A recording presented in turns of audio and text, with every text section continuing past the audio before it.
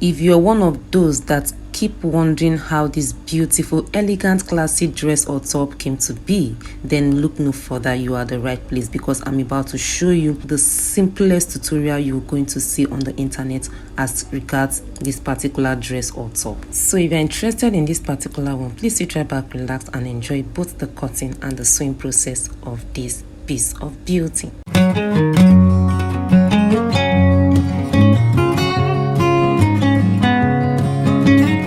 So to get started, the first thing you need to do is to fold the width of your fabric, and to get the width you need to measure or get the measurement of your center back. That's from your nape, the center back to where you want the sleeve to terminate. So the width of this mine gave me 22 inches plus the fold edge allowance, and then I turn over to marking out the length of the top, and the length gave me 36 inches plus the fold edge allowance. Okay, so it depends on how long and how wide you want it to be. If you want it longer, then you should extend the length and the width. So after this, you're going to be marking your breast point. Okay, so you get the length of your breast point, you have that marked out, and then from the center fold you're going to be getting your hip measurement or your bust measurement.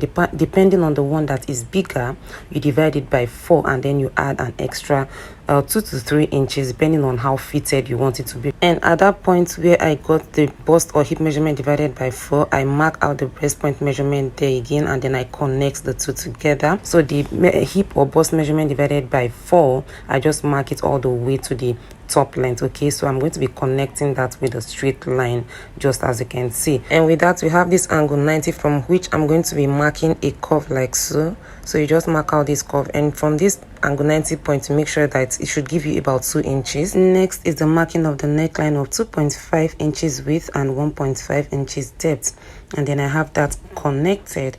And at this point, the marking of the back part of the top or dress, depending on the purpose you want it to serve for you, is ready, and we're about to start cutting. So guys, this is the cutting process, and I want to let you know at this point that this dress or top is not difficult at all, even though the finish looks so complicated, but it is not. So at this point, the back is ready, and we're about to start cutting the front. So I place the back part on the front, which is wider than the back, and the width of the front is always way bigger than the back. Okay, so at this point I have about 32 to 35 inches extra for the width of the front. Okay, so this is just me extending the width of the front at the top length as well. So after the extension, I have that cut out like so. Okay, so after cutting out, it's now time for us to go into the main deal. So at the neck width, you see me marking out the neck width, and the neck depth of the front I used 6 inches. Okay, so after that, I raise the back neck side, and then I have the front neckline connected like so. It should give you something like a V shape like so. Okay, so from the neck depth like so, I'm going to be extending downwards, and to have it connected downwards, you can come down from the shoulder for as low as 20-25 inches, depending on how open you want the front to be. And then I connect with a straight line like so, but it's not supposed to be straight, it's supposed to be a curve. So I just use the straight line as a guide, because I don't have the curve rule that is as long as the width of this fabric at this point. Okay, so I just make sure I have that connected to give me a curve, and then I cut out like so. So can you see that I have that cut out? That's how you go about the cutting of the front. So after that, this is what you should have, this is what it should look like. Okay, the neckline of the front can be lower than that depending on what you want to achieve. So at this point, it's now time for the stitching. So I mixed the black and the gray for the front, and this is what the two looks like. So I get the back part, and then I place the shoulder area of the front on the back, and I'm going to be stitching, and I also do the same to the other side. And after stitching, this is what it looks like. At this point, the whole thing should be looking like a mess, but don't worry, we are making a whole lot of sense out of this mess. So this is me trying to arrange the front part so that we can proceed. So this is one side of the front. Okay, you get that, and then you get the second side. On a norm, you like for the stitching, it makes a whole lot of sense to just pick it up like so and then stitch, right?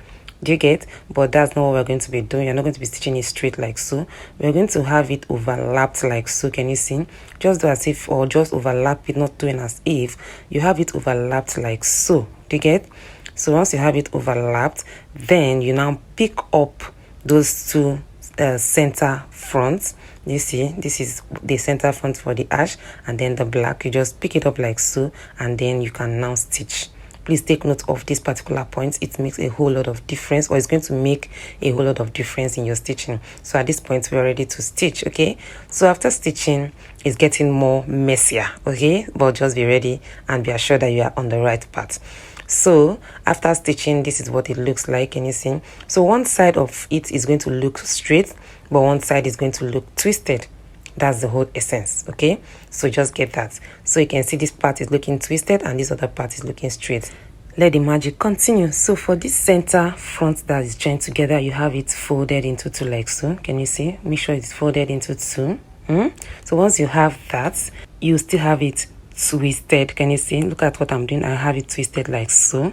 The twisting continues, and after you've twisted for the last time, you bring it to the neckline of the back. So for the back, you just fold into two to get the center back. Okay, so you have the center back of the neckline, you have it notched just as you can see me do, and then I go back to my center front piece that I have twisted there. Just pick it up the way it is, and then I'm going to be stitching it to the center back neckline. But the stitching of this neckline is not going to be facing the wrong side of the dress. Please take note of this point. Okay, it's going to be facing the right side. So you can see I just turn it over so that the stitching faces the right side of the dress. In summary, the stitching of this part of this dress is opposite to the stitching of every other part of the dress. Let me explain further. Can you see the stitching of the shoulder? Can you see where it is facing? On the norm, all the seams should be facing the same direction, but for this one, the neckline faces the opposite direction, and that is the right side of the dress. So I have the center piece held together, and I'm going to be stitching all the way from the center to the center front like so. Can you see? So you hold it down with the help of your stitching from the center back all the way to the front. Okay, so I'm just taking my time to explain this part, because if you're not careful, this part might look very confusing. So that's why I'm taking my time to explain. So you stitch all the way to the front, and then you're going to be doing the same thing from the center back all the way to the front on the other side as well. So guys, if you have watched up to this point and you haven't subscribed, what exactly is stopping you from doing that beautiful thing? So please subscribe. So at this point, this is what it looks like, and our beautiful piece is almost ready. This is what I was trying to explain. You can see that the stitching of the neckline is facing the right side of the dress, but the collar or the shawl part of this dress is going to cover that up. Make sure you have it weaved, by the way. So after stitching, this is what it looks like. You just fold the shawl collar area like as if you're folding a shawl collar. Just fold it into two, and then you have that. So for the body, I'm just going to be hemming the sleeve area. Just have that hemmed, and then you just join the sides, and our dress or top is ready. And at the end of the day, this is what the final outcome looks like. My baby wasn't left out. Look at how cute she looks on this particular top. So guys, please try this out and let me know what the outcome of yours looks like in the comment section. Thank you for watching, and see you in my next one. Bye.